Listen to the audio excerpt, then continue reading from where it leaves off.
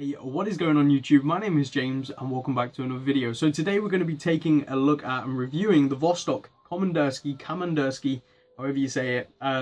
This is a watch that was very kindly sent to me by Navsan, who did a brilliant review of it. I will leave it down in the description below if you are interested. Now, before we jump into this, quick disclaimer, and it sucks that I have to do this, but after after the backlash from the previous ones, this is going to be a negative review of this watch, so please, if you are not into reviews where they talk about their opinion and stuff like that, please don't watch this video. And also, if you love Vostok too much to take a difference of opinion, then please click off this video now.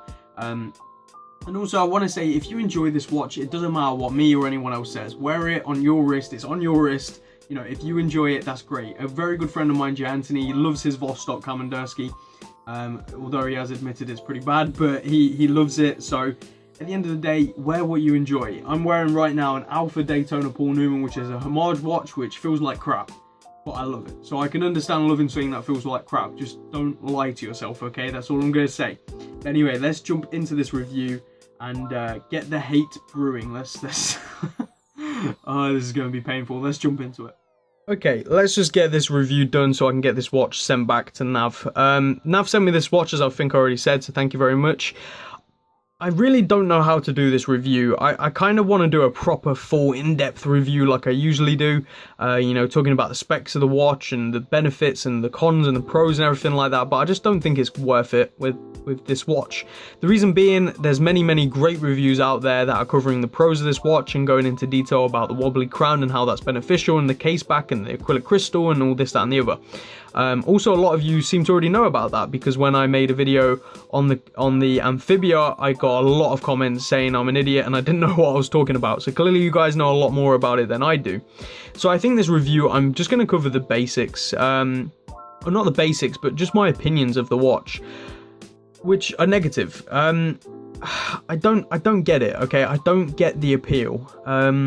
Aesthetically, I don't think it's very nice either. You know, this has a rotating bezel, and I really don't know why, because there's nothing on the bezel for timing or anything like that. It's just like they couldn't be bothered to put a fixed bezel on. Also, the bezel feels very like plastic, and it looks like it's chrome plated. Like, that's literally what it feels like. The acrylic crystal, I can live with acrylic crystals, okay? Right here I've got my Alpha, which has got an acrylic crystal, but that's because this is a homage to a very old watch which had an acrylic crystal, or whatever you call it. This is just cheap. And they say that when you go deeper, the acrylic crystal expands and sort of tightens. I was looking into that, and that is true. Acrylic does do that, which is pretty cool. So it's got that benefit, I guess, which is nice. But this one isn't a dive watch, if I'm not mistaken. This is just a normal, apparently military style watch. Now, I don't think is acrylic good for military? I don't know. Surely plastic is not the best thing they should have. Maybe they should have like sapphire or something. Anyway, the case back is very nicely decorated, actually. I like that, but it is just a basic stamp. It's not like anything too cool, but yeah, it is a stamp. It has a huge gasket in the back, which is for water resistancy as well, if I'm not mistaken. It has a manual wound movement, which is the what was it called? It's the 2414A, which is an in-house movement made by Vostok. It's running 18 seconds a day, so it's losing 18 seconds a day at the moment, which is not reliable in my personal opinion.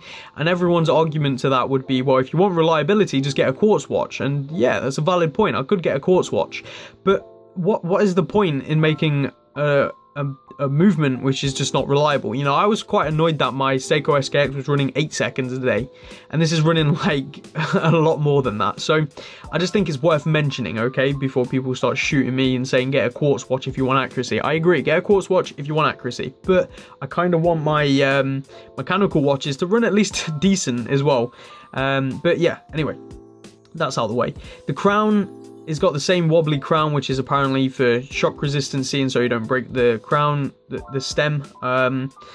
Take that how you will. Personally, I just think it's a very cheap crown, and I'm going to stick by that. Also, when you try and wind the watch and change the time, like, it's not very nice to do.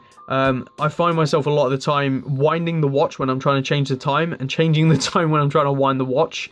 It's just not, like, right now that should be in the thingy mode of winding. Like, hold on. See, like, I can't Okay, don't pull out. No. Now I'm screwing the crown in. Okay, you get my point. It's a really, really, really bad crown in general, other than just it being wobbly. Like, it's just very hard to function. There's no, like, definite sort of click, you know what I mean? Like, you don't pull it out and you go, oh, okay, I'm in wine mode, like, right now, and then you pull it out again, and it's like, I'm in, like, it's just not, you get my point.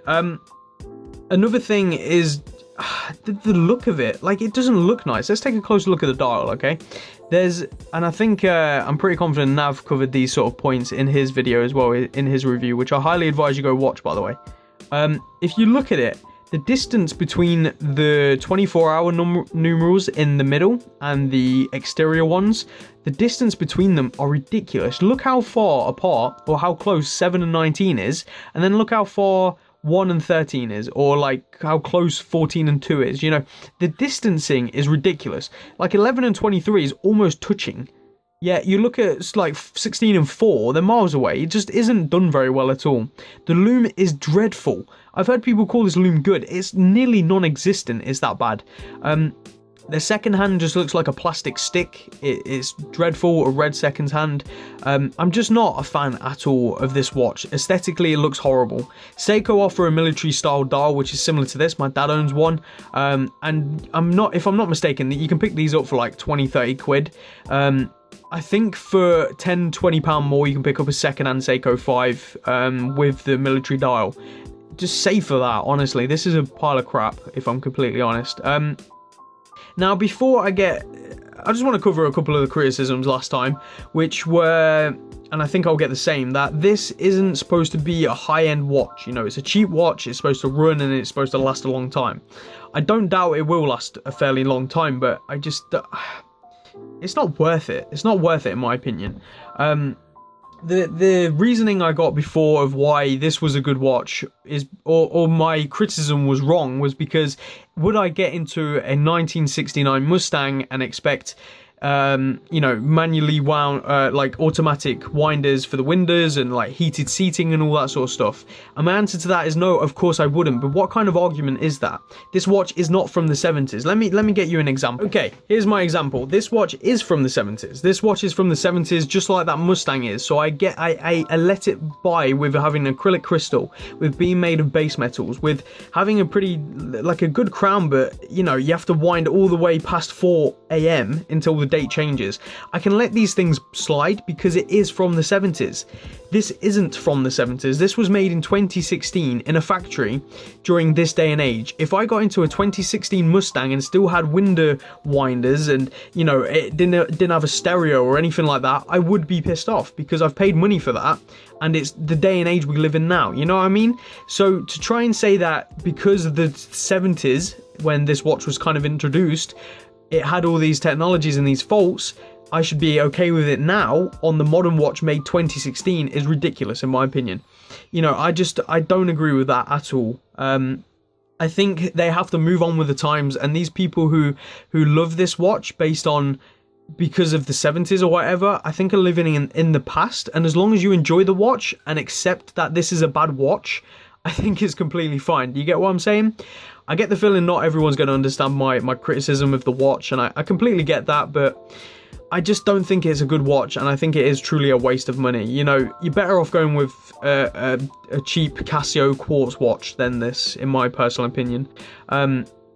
It is that bad. It just feels horrible. I'm not a fan at all. I'm really, really disappointed with the watch, and it just sucks because I really wanted to get it. When I got a Vostok, I really wanted to understand the hype because there's so much hype around it that I feel like a lone wolf who just doesn't understand it, who doesn't get the obsession with them, who doesn't understand why people love them so much. And it really sucks because some people are so passionate about this to the point where they send me literally abusive emails, and I have received abusive emails from my review of the Amphibia, and it's like we're enjoying watches here, guys. Like, I completely get that you have your opinions, and please understand that I have my opinions. At the end of the day, I feel this is a terrible watch. you feel it's a great watch. You're entitled to your opinion just as I am entitled to mine, and I'm entitled to do a review of this watch and talk about my opinions. Express why you love this watch so much, and I am more than up for an intellectual conversation. I love that kind of stuff. But yeah, that's my review of this watch, which I'm sure is going to get a lot of hate, but it is what it is. Now I'm going to send this back to Nav, and he's probably going to throw it off a bridge or something. But anyway, thank you very much for watching this video. If you enjoy this watch, wear it with pride and enjoy your watch. If you don't enjoy this watch, don't get it. But yeah, thank you very much for watching. I'll see you in the next video, guys. Take care and peace out.